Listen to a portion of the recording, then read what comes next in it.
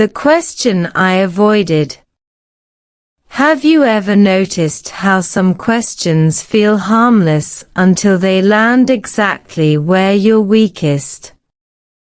This video begins with one of those questions. Not about grammar. Not about pronunciation. But about family. About the one relationship you keep telling yourself is fine, even though you haven't really touched it in years. A week ago, in the United States, that question cornered me. And somehow, through slow English, awkward silence, and a very human story, it cracked something open that I thought was already sealed.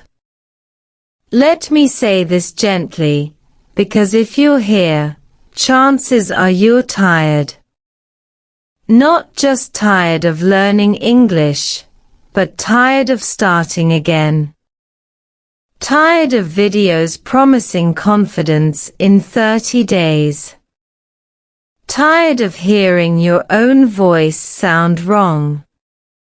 When motivation disappears, we blame discipline. But neuroscience has a quieter theory. The brain shuts down effort when emotional safety feels missing. In simple words, when something in your life feels unresolved, your brain saves energy by pulling the plug on things that don't feel urgent, like practicing English. I didn't realize this until last week. I was standing in my childhood kitchen in the US, holding a mug I didn't remember buying, listening to a house that sounded familiar, but felt distant. My father was in the next room. We hadn't argued. We hadn't fought.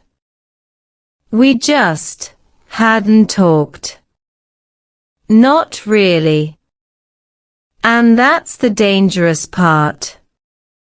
Silence feels polite.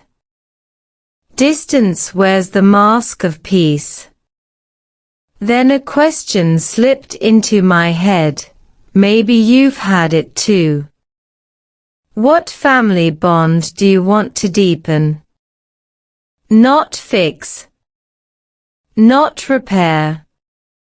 Just deepen. My brain reacted the way brains always do when truth shows up uninvited. It tried to escape. I checked my phone. I told myself I was busy. I even thought, very logically, this has nothing to do with English practice.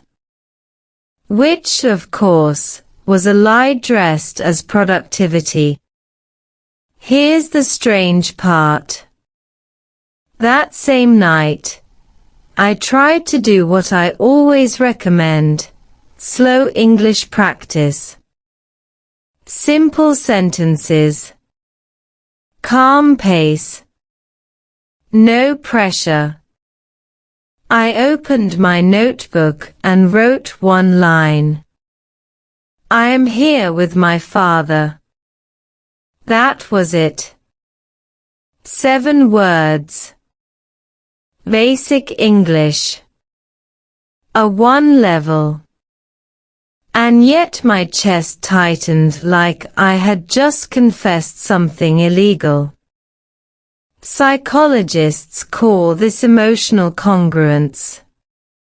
When your words match something real, the brain pays attention. When they don't, the brain resists.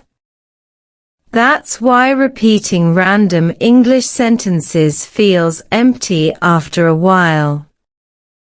Your brain isn't lazy. It's bored of lies. So I sat there, reading that sentence slowly. Out loud.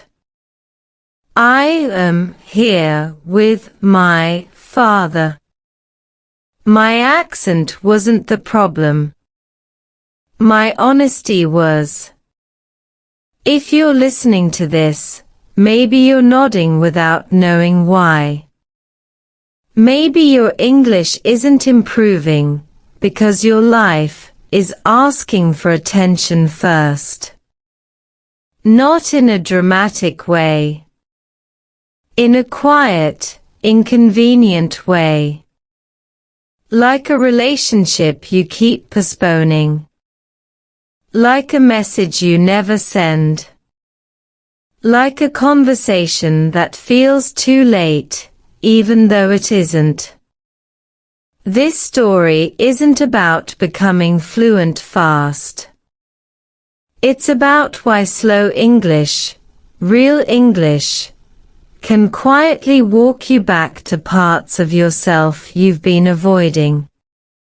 Including family. Including love. Including the courage to reconnect. And this is only the beginning of what happened during that 1 week. 1 week that changed me. It's funny how we imagine change.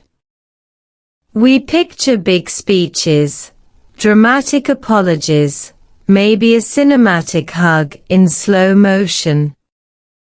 Real change, though, is quieter. It usually starts when nothing impressive happens, just a week where you stop running from small moments.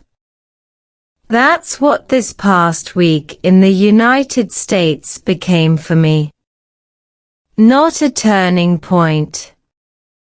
More like a pause long enough to notice what had been broken all along. The first few days felt ordinary. Too ordinary. Jet lag, familiar streets, the same grocery store my father has gone to for years. We exchanged practical sentences. Did you eat? Traffic was bad. Functional English. Functional family. The kind where everything works, but nothing connects. If families were Wi-Fi, we had signal, but no internet. Here's something psychology doesn't tell you often enough. The brain loves routines, because they reduce emotional risk. When relationships stay shallow, they feel safe. No conflict. No disappointment. But also no warmth. And after years of this, your nervous system starts calling numbness normal. That's exactly how this week started. At night, I kept up my English routine, slow listening, simple reading, speaking out loud like you're supposed to. But something strange happened. I couldn't focus. My mind drifted. I replayed old memories with my father instead of sentences. According to cognitive science, this isn't distraction. It's prioritization. Your brain always works on what feels unfinished. So I stopped fighting it. On the third day, I changed one thing. Instead of practicing random English, I practiced English that described my real life, this week, this house, this man who raised me and now felt emotionally distant. I spoke slowly, almost embarrassingly slowly, like this. This week feels different. I don't know how to talk. No advanced vocabulary. No motivation quotes. Just truth, translated into very basic English. Here's the part nobody tells you about language learning. When words match your emotions, retention increases. Studies show emotional relevance boosts memory formation. In simple terms, your brain remembers what matters to you. And suddenly, English stopped feeling like homework and started feeling like a mirror. During the day, small cracks appeared in the silence. My father asked where I learned English. Not critically. Just curious. I answered without preparing. Without performing. Short sentences. Calm pace. The kind you can breathe inside. Something shifted, not between us yet, but inside me. I realized I wasn't afraid of speaking English. I was afraid of being seen. Language just happened to be the place where that fear showed up. Marriage teaches you this, by the way. When communication breaks at home, it rarely stays there. It leaks into everything, your confidence, your patience, even your ability to learn. When emotional bandwidth is full, there's no space left for new skills. By the 5th day, the house felt different. Still quiet, but not heavy. Silence can mean avoidance, or it can mean readiness. The difference is intention. This week forced me to sit with that difference instead of escaping it with productivity. And that's when I understood something important, maybe the most important thing of this whole story. This week didn't change me because I tried harder. It changed me because I slowed down enough to notice what I was avoiding.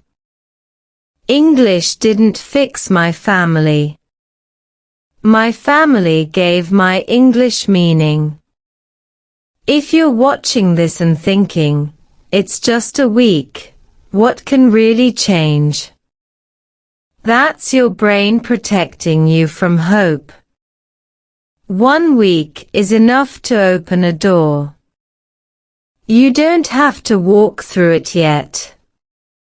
You just have to stop pretending it isn't there. My father, still a stranger.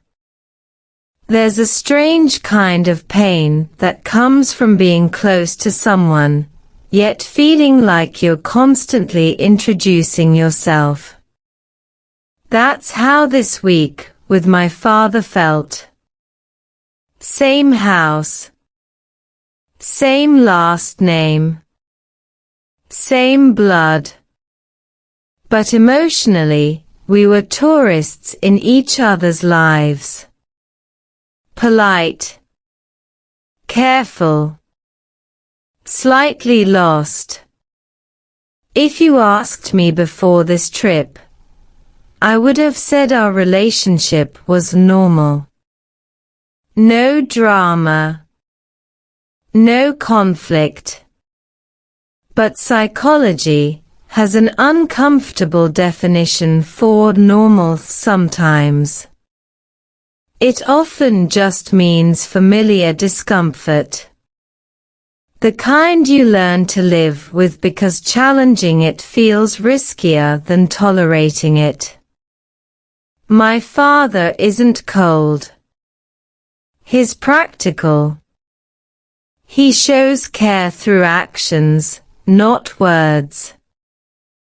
Fixed things around the house. Asked if I needed anything from the store. That was his language. Mine was different. I waited for questions that never came. He waited for signals I didn't know how to send. 2 radios on different frequencies, both assuming the other one was broken. What made it harder was marriage. When you're married, you start seeing your parents differently. You notice patterns. You recognize where silence came from, where emotional distance was learned.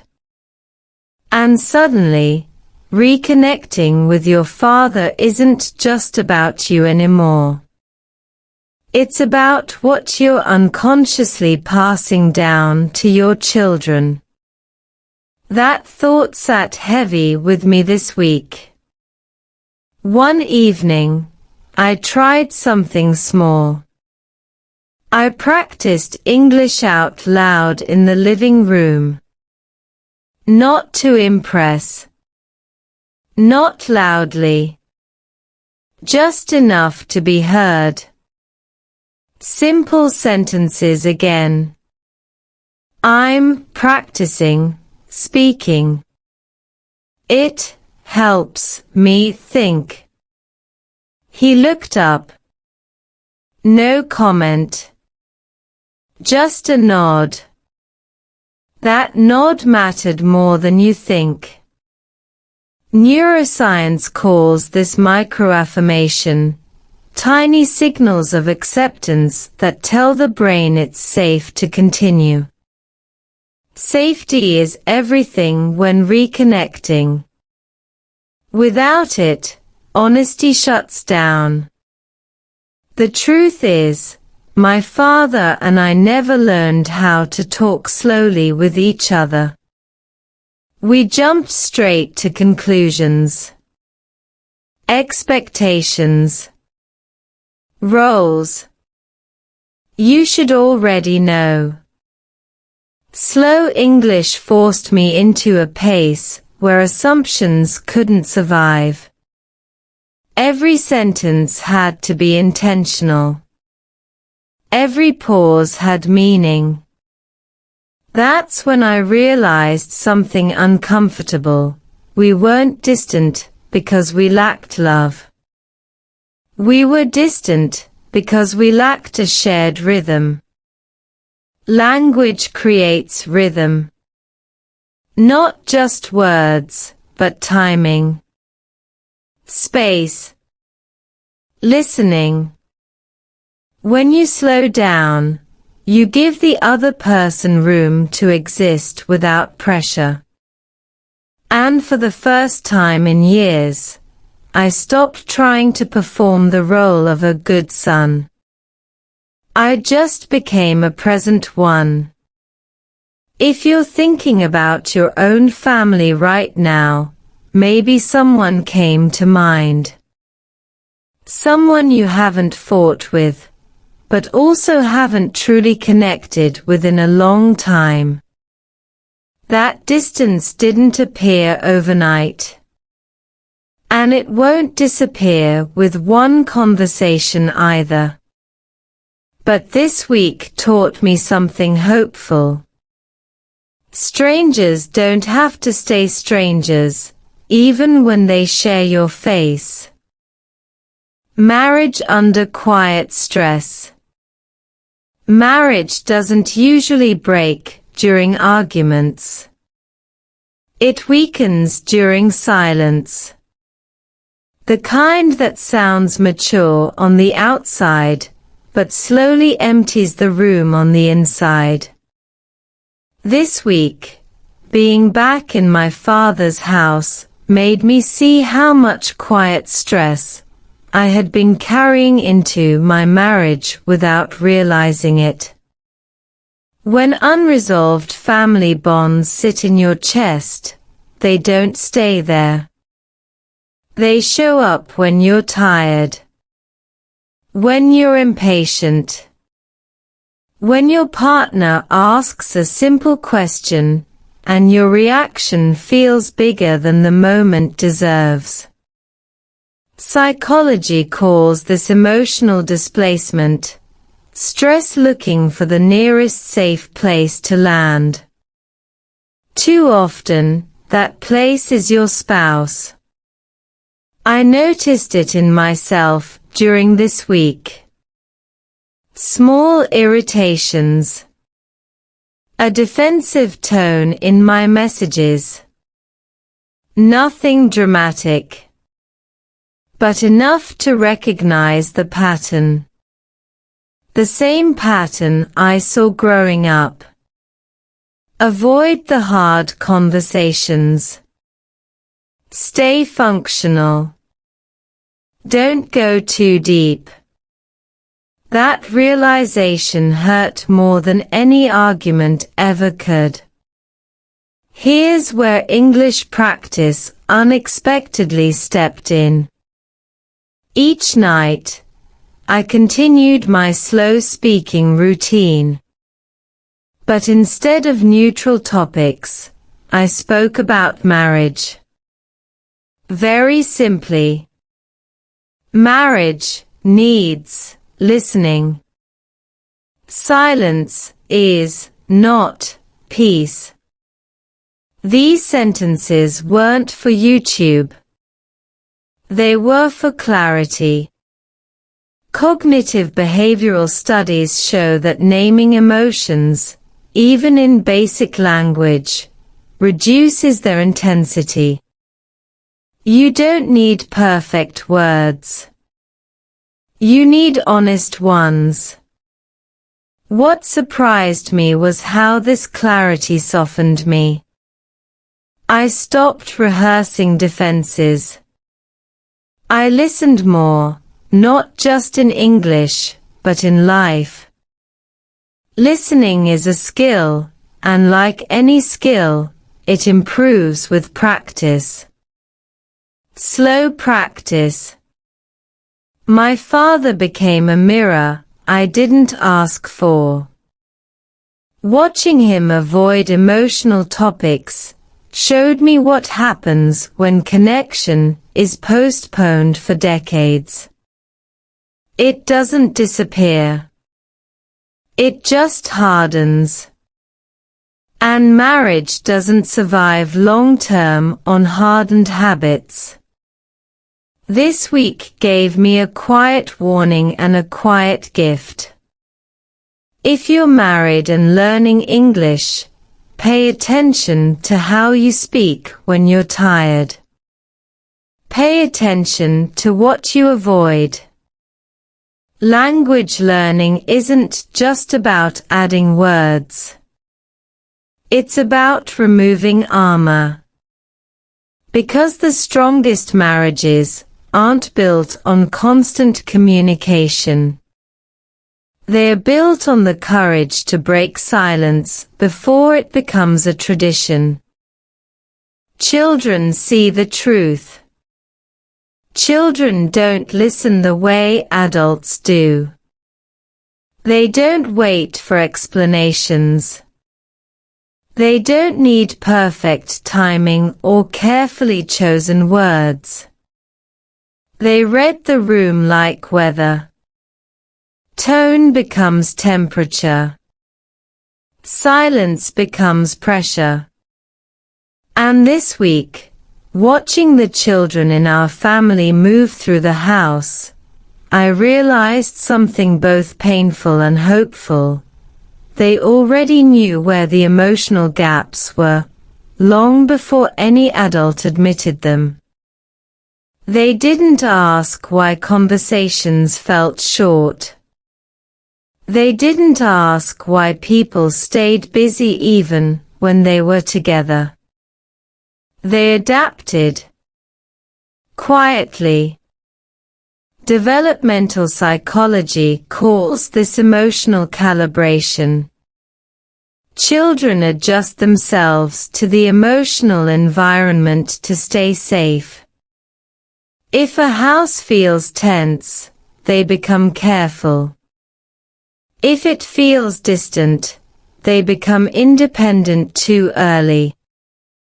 Not because they want to grow up fast, but because their nervous system tells them to. That realization stopped me. One afternoon, while everyone was doing their own thing, I continued my slow English practice. Nothing fancy. No lesson plan. Just me, sitting at the table, speaking quietly to myself. I feel a little lost. I want to understand better. One of the kids sat nearby, pretending not to listen. You know that look, focused on a toy, but somehow hearing everything. I didn't change my voice. I didn't explain. I just kept going, slowly, honestly. Here's the part that surprised me. Later that day, the same child repeated one sentence. Same words. Same slow rhythm. Not perfectly pronounced, but confidently. Almost gently. That moment explained something years of reading never did. Children don't learn truth from what we say to them. They learn it from what we allow ourselves to say out loud. Neuroscience talks about mirror neurons, brain cells that activate when we observe others' actions and emotions. When children hear adults speak honestly, even clumsily, their brains register, this is allowed. This is safe. That's when I understood that reconnecting with my father wasn't just about the past. It was about the future sitting quietly in the room, watching us avoid each other. Marriage taught me something similar. Kids don't need perfect parents. They need visible effort. They need to see adults slow down, struggle for words, admit confusion, and stay present anyway. That's how emotional literacy is passed down, not through speeches, but through moments. And here's where English practice matters more than you think. When you practice slow English, you're training patience. When you choose simple sentences, you're choosing clarity over performance. When children see that, they don't see bad English. They see courage. They see a parent or adult willing to be imperfect in public. This week, the house didn't suddenly become joyful or loud, but it became more honest. And honesty has a sound. It's quieter than silence, but warmer. If you're watching this and thinking your family issues are too complicated, remember this: children don't need solutions. They need signals. Signals that connection is possible. Signals that words can come slowly. Signals that distance isn't permanent. And once children feel that, they carry it forward, long after the week is over. English became a mirror. Most people think English disappears when motivation disappears. That you just lose discipline, or get lazy. But that's not what really happens. English becomes uncomfortable. Like a mirror you stop looking into, because it keeps showing you something you're not ready to face. This week, I finally understood that I hadn't abandoned English at all. I had been avoiding what English was quietly reflecting back at me. Before this trip to the US, every attempt to practice felt heavy. Same routine. Same advice. Speak slowly. Keep it simple. But my body resisted. I procrastinated. I scrolled. I told myself I'd start tomorrow. Psychology has a name for this: emotional incongruence. When what you're doing doesn't match what you're feeling, your brain interprets it as a threat. Not a big threat, just enough to shut down focus and motivation. In other words, my brain wasn't lazy. It was protective. This week, English stopped being a task and started being a witness.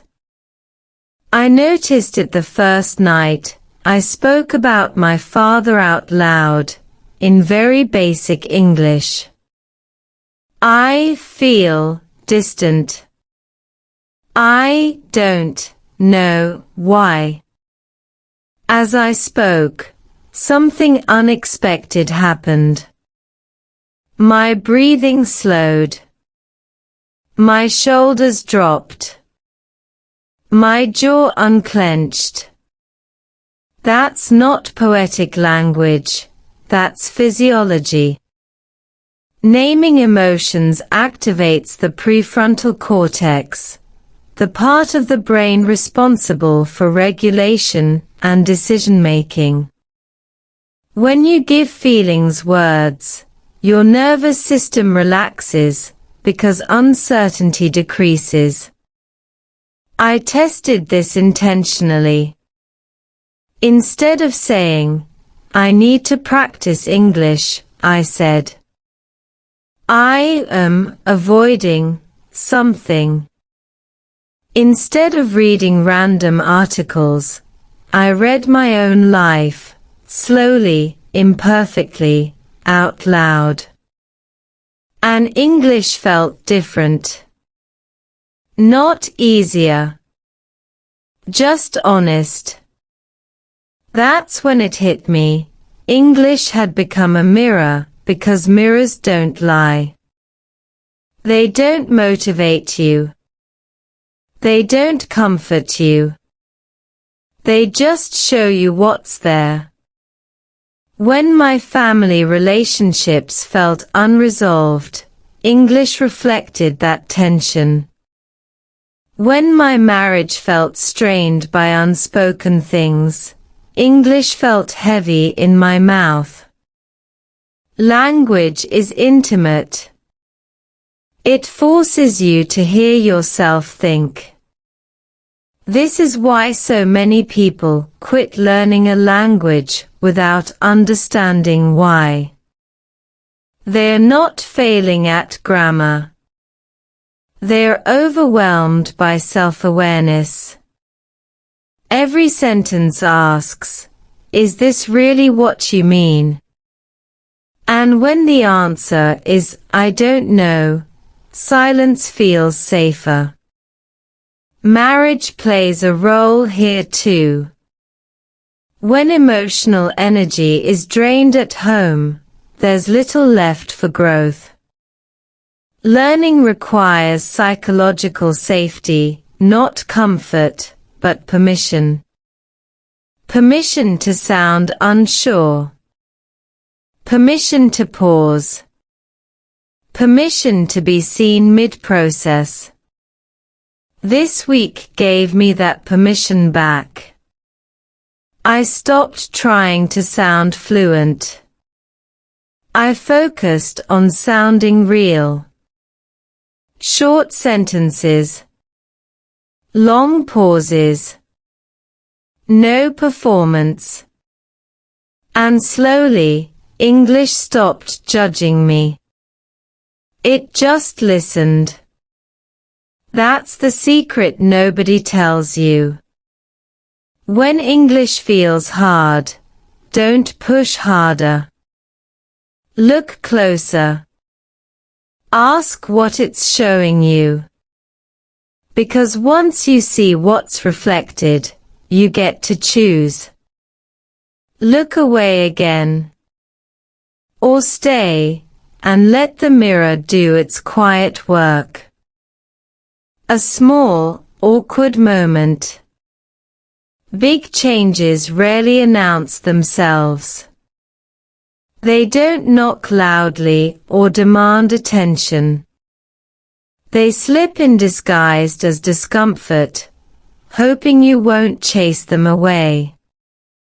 This week, my turning point arrived like that, quiet, awkward, almost forgettable.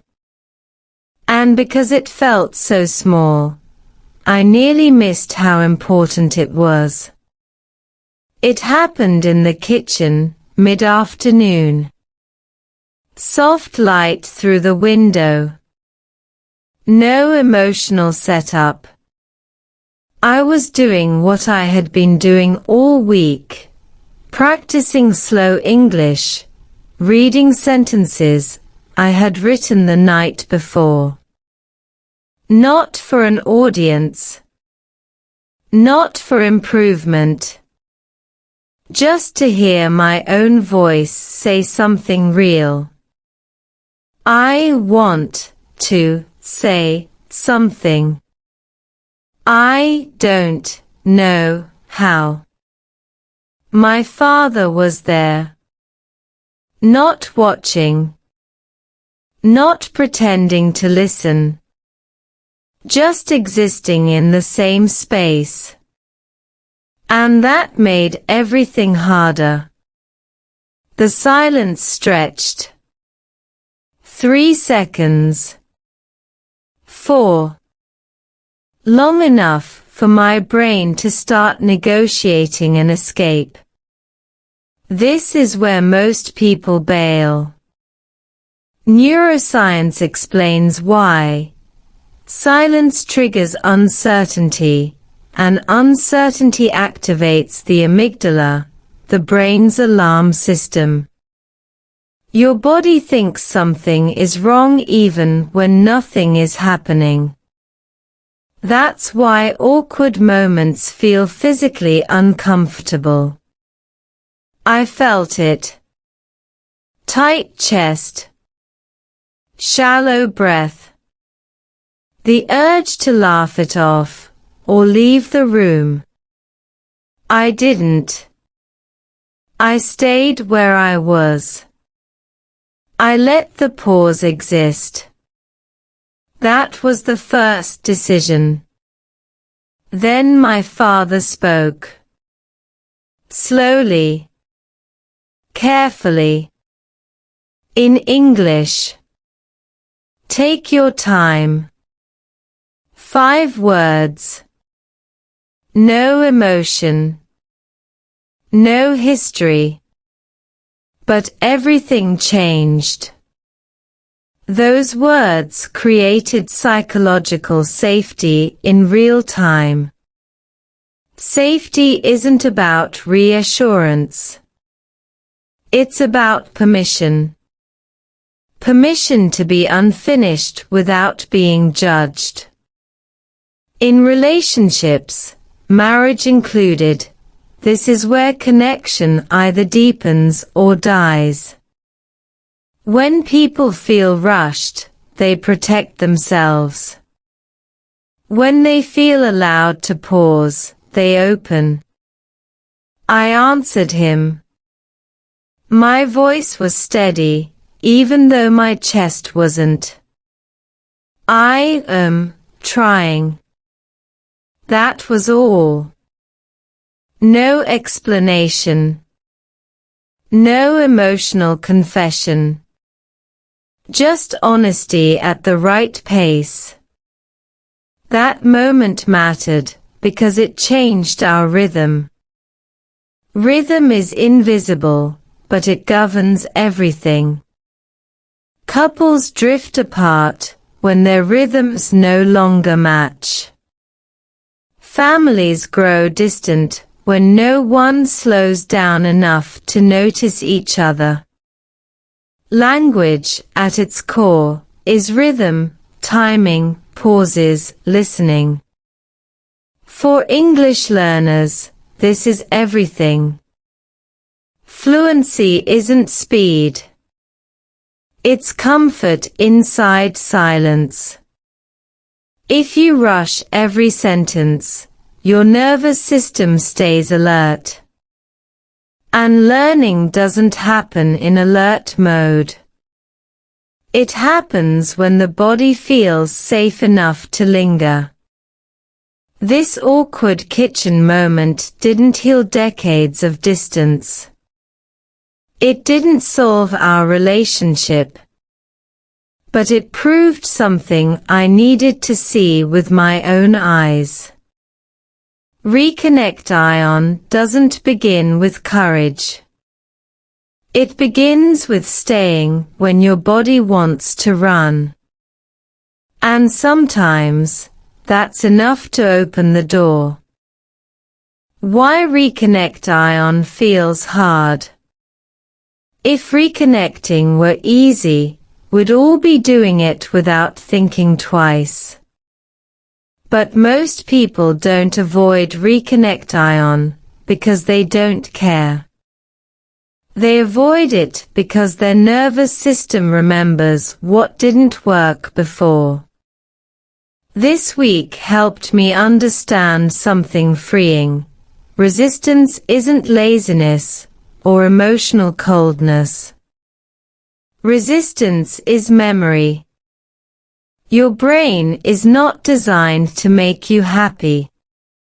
It's designed to keep you safe. When past attempts to connect felt awkward, rejected, misunderstood, or simply ignored, your brain recorded that experience as a warning. Years later, even when the situation is different, your body reacts as if the risk is still there. Tight chest. Hesitation. The urge to stay quiet. That's why reconnecting with a parent feels heavier than reconnecting with a friend. History lives in your body, not just your mind. This explains something crucial about learning English too. If English is linked in your memory to embarrassment, pressure, or feeling not good enough, your nervous system reacts before you even open your mouth. Shoulders tense. Breath shortens. Suddenly you feel tired, distracted, unmotivated. That's not a lack of discipline. That's your brain saying, last time this hurt. This week in the US, I stopped fighting that reaction. I stopped telling myself to be brave, or just talk more. Instead, I worked with my nervous system, not against it. I kept everything small. Short sentences.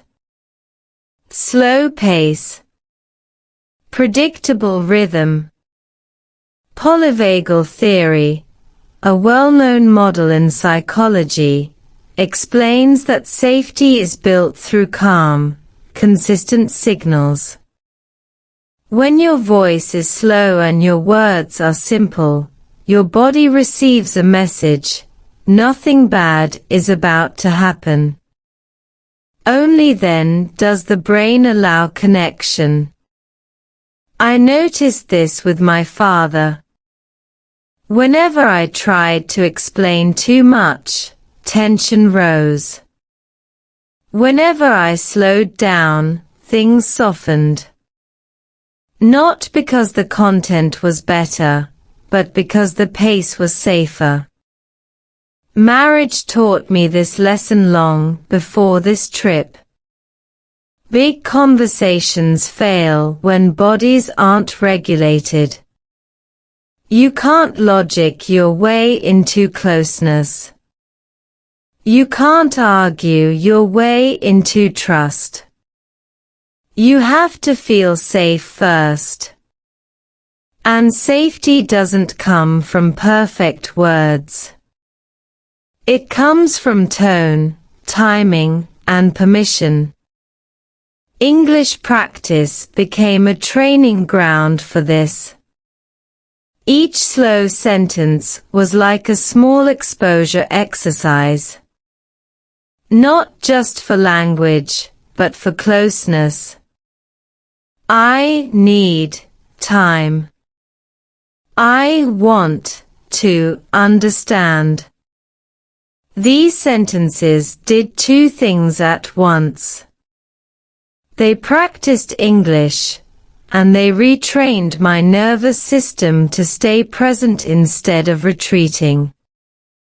Neuroscience calls this neuroplasticity, the brain's ability to form new patterns through repeated safe experiences.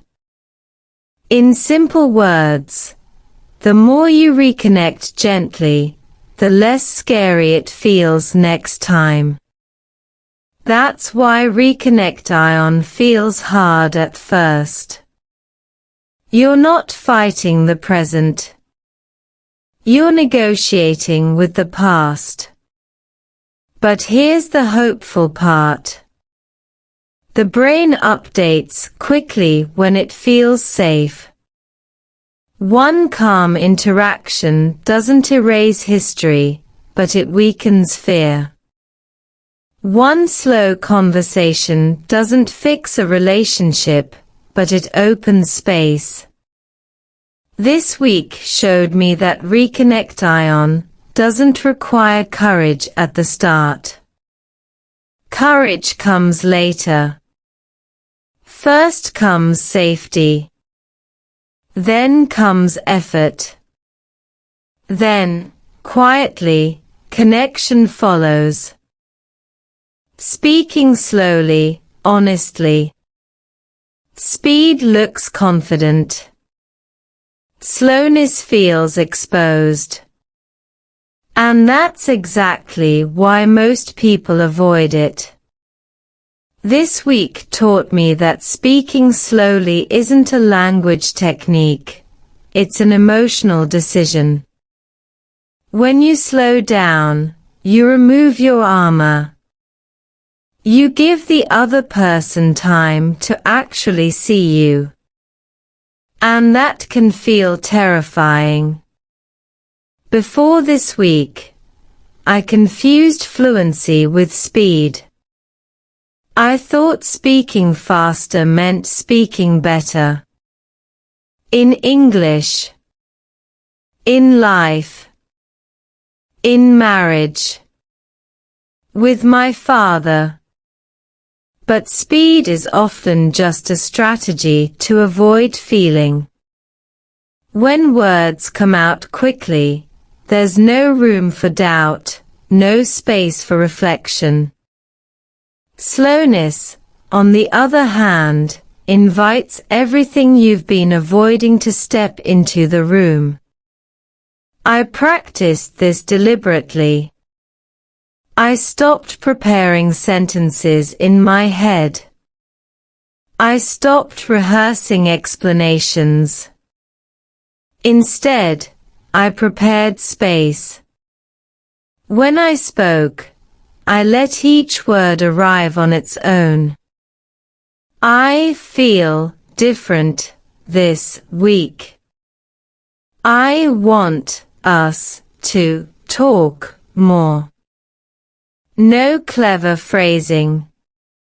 No emotional speeches. Just intention, delivered at a pace my nervous system could tolerate. Here's what neuroscience tells us. When speech slows down, the vagus nerve, a key part of the parasympathetic nervous system, activates. This shifts the body out of fight or flight and into a state of connection. In simple terms, slow speech tells the brain, you are safe right now. That safety is what allows honesty to surface. I saw this happen in real time with my father. When I spoke quickly, conversations stayed shallow. When I slowed down, something changed in his posture. His shoulders relaxed.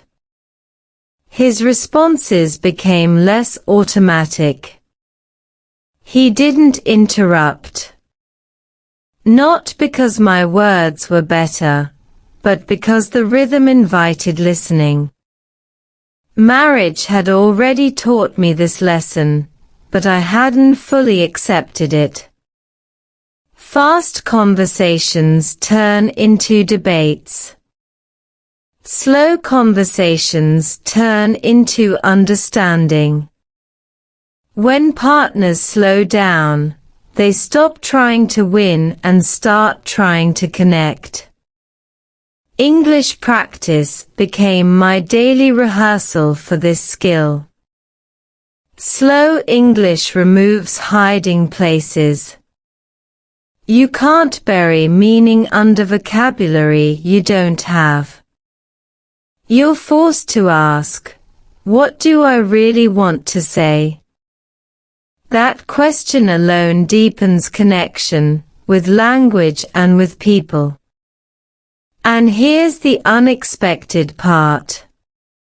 The slower I spoke, the more confident I felt.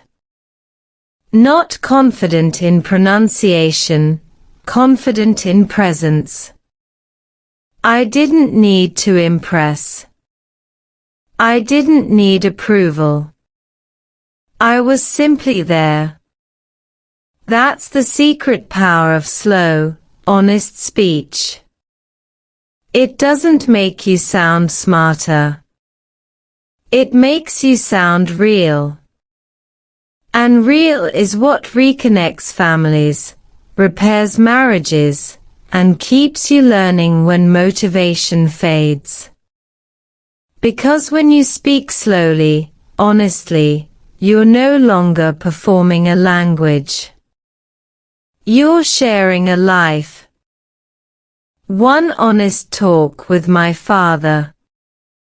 We didn't plan the conversation, and that turned out to be the most important part. Honest talks almost never survive planning. When you plan, you rehearse. When you rehearse, you protect yourself. This one happened only because the week had quietly prepared us without announcing it.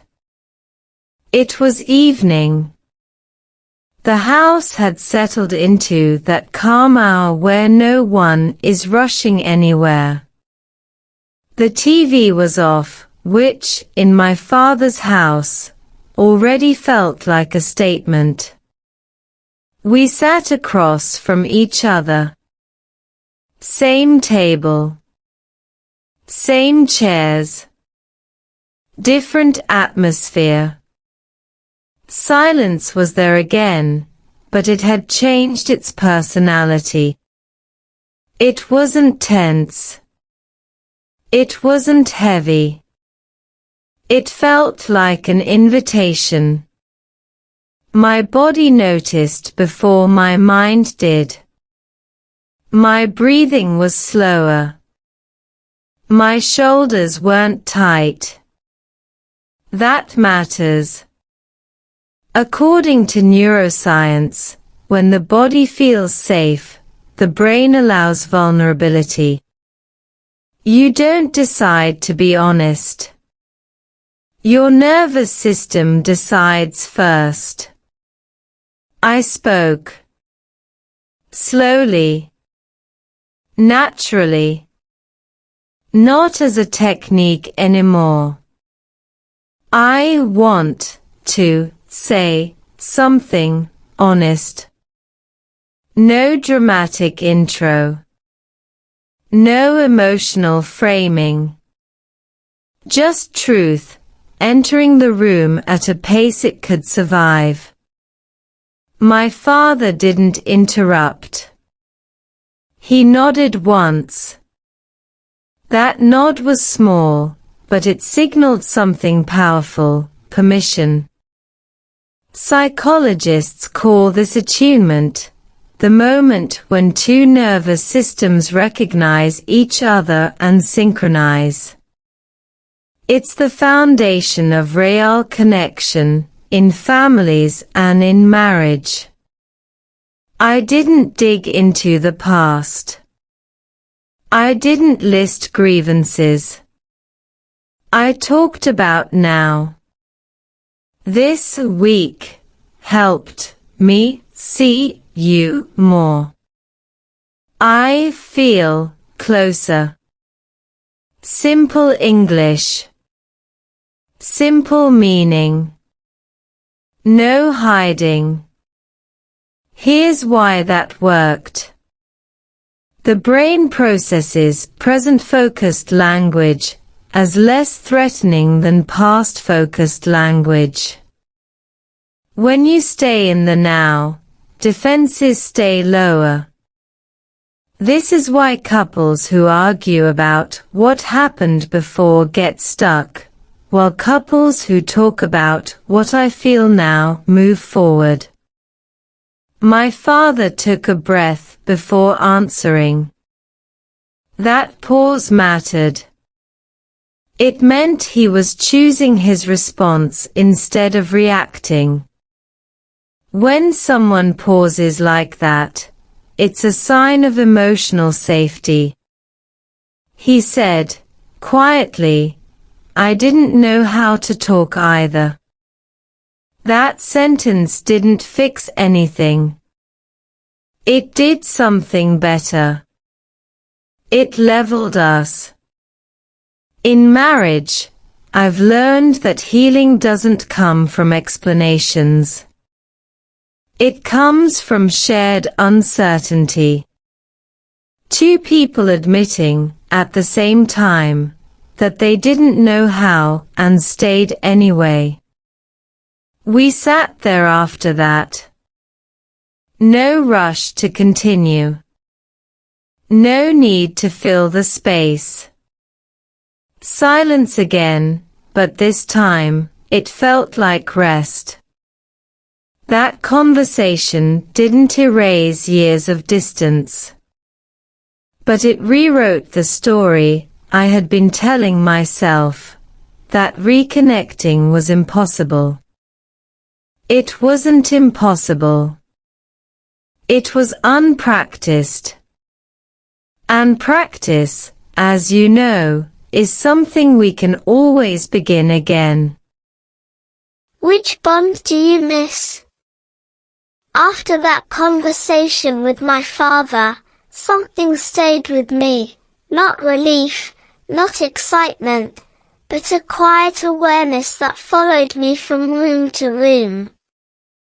It was like fixing one cracked window and suddenly noticing how many others had small fractures you'd learned to ignore. Reconnecting has a side effect no one talks about. It makes emotional distance impossible to unsee. All week, one question kept returning. Softly. Persistently. Which bond do you miss? Not which relationship is broken. Not who disappointed you. But which connection you secretly wish felt warmer, closer, more alive than it does right now. The honest answer usually appears instantly. The hesitation comes after. Psychology explains this hesitation very clearly. Humans are wired for attachment, but we're also wired to avoid rejection. When a bond feels uncertain, the nervous system chooses distance because distance feels safer than disappointment. We call it independence. We call it maturity. We call it being busy.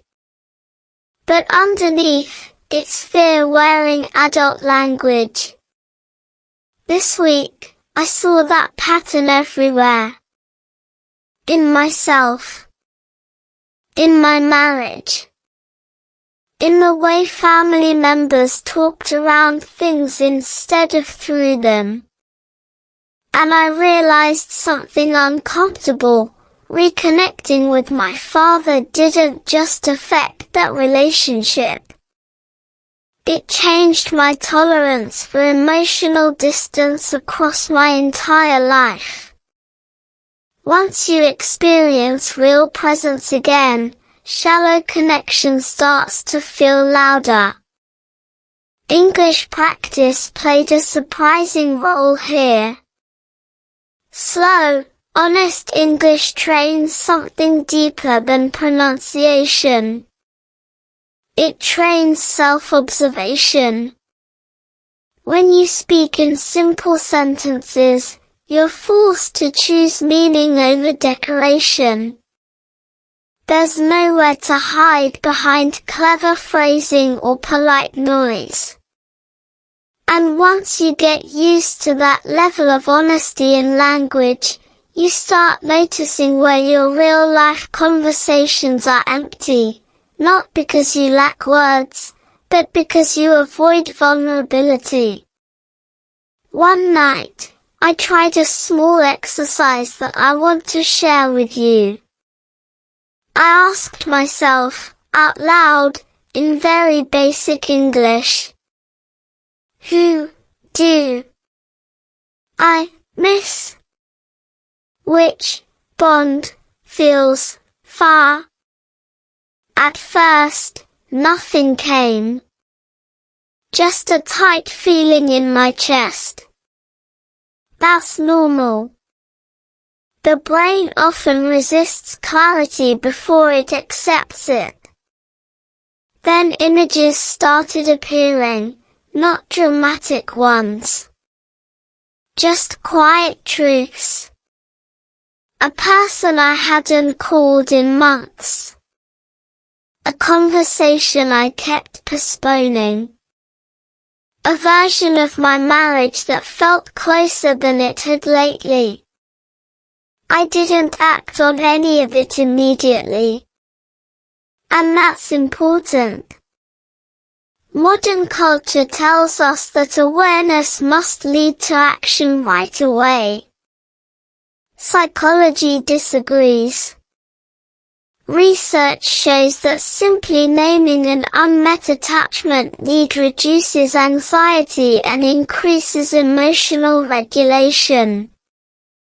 In simple terms, when you admit what you miss, your body relaxes. You stop fighting yourself. That's the gift of this question. It doesn't demand solutions. It invites honesty. This is why this video, and this channel, isn't really about English fluency. English is the medium, not the destination. Slow English creates a safe, neutral space where difficult truths can surface without overwhelming you. Where you can practice being honest without being punished for it. So I'll ask you the same question that followed me all week in the US. Which family bond do you want to deepen? You don't need to fix it today. You don't need perfect words. You don't even need to speak yet. Just notice the answer. Sit with it. Let it exist. Because once you can see distance clearly, it stops controlling you from the shadows. An invisible distance is always the hardest one to heal. A quiet, hopeful ending. Some stories end with clear answers. This one doesn't. And that's intentional. Because real reconnection rarely gives you closure, it gives you direction. A feeling that you're finally walking the right way, even if the road is still long. As my 1 week in the United States quietly came to an end, nothing dramatic happened. No airport confession. No emotional goodbye scene.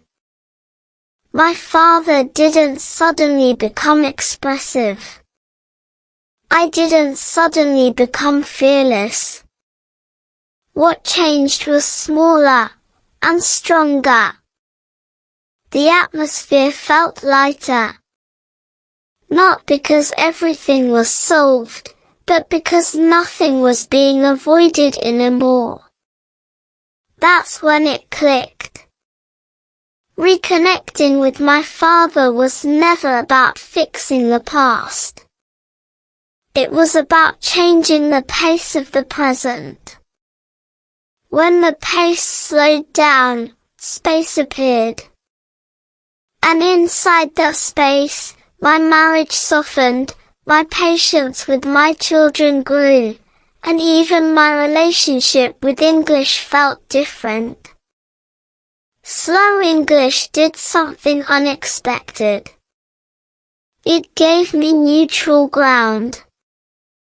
A place where I didn't have to be the perfect son, the strong husband, or the fluent speaker. I could just be human, choosing words carefully, letting pauses breathe, trusting that meaning doesn't disappear when you speak less. There's science behind this hope, and it matters. Research in neuroscience shows that the brain updates its expectations through small positive relational experiences. Not breakthroughs. Not dramatic moments. Just repeated signals of safety. When your nervous system experiences connection without pressure, it starts believing that connection is possible again. Hope isn't optimism. Hope is a memory your body trusts. That's why this channel exists. Not to rush you toward fluency. Not to motivate you with pressure. But to create a quiet space where language and life meet gently. Where you can practice listening, reading, and speaking English while also reconnecting with parts of yourself, and maybe with people you care about. If you're watching this feeling tired, you're not alone. Tired of learning. Tired of starting over. Tired of carrying unfinished relationships while pretending everything is fine. Let this be a reminder you can come back to. You don't need a breakthrough. You don't need confidence. You don't need perfect English. You need a beginning that feels safe enough to continue. So ask yourself the question one last time, slowly, honestly, without judging the answer. What family bond do you want to deepen? You don't have to act today. You don't have to say the right thing. You just have to keep the question alive. Because connection doesn't grow from intensity. It grows from consistency. From showing up again tomorrow, a little slower, a little more honest than yesterday. And sometimes, one quiet week is enough to remind you that it's not too late. And before this video ends, I want you to pause for just 3 seconds. Not to think about English, but to think about one person. Someone you haven't truly talked to, slowly, honestly, for a long time. Maybe it's your father. Maybe your mother. Maybe someone you once felt close to, and somehow drifted away from.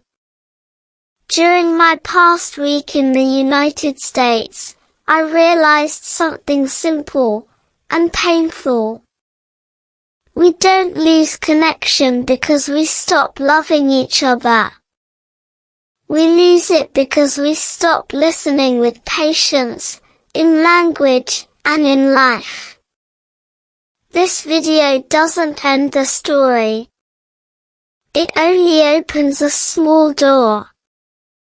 In the next videos, I'll continue sharing the hardest conversations I had with my father. How speaking very slow English helped soften family distance. And why learning a language can quietly heal a tired relationship. If you're learning English but feeling empty. If you live with family but still feel alone. If you've ever wanted to give up, on language or on connection. Subscribe to this channel now. Not to learn faster, but to remember you don't have to walk this journey alone. And if this story touched you, leave a comment, just one sentence is enough. The family bond one want to deepen is. Maybe that answer is the first step toward a new connection. That's all for today. I'll be making more videos like this in the future. Don't forget to subscribe.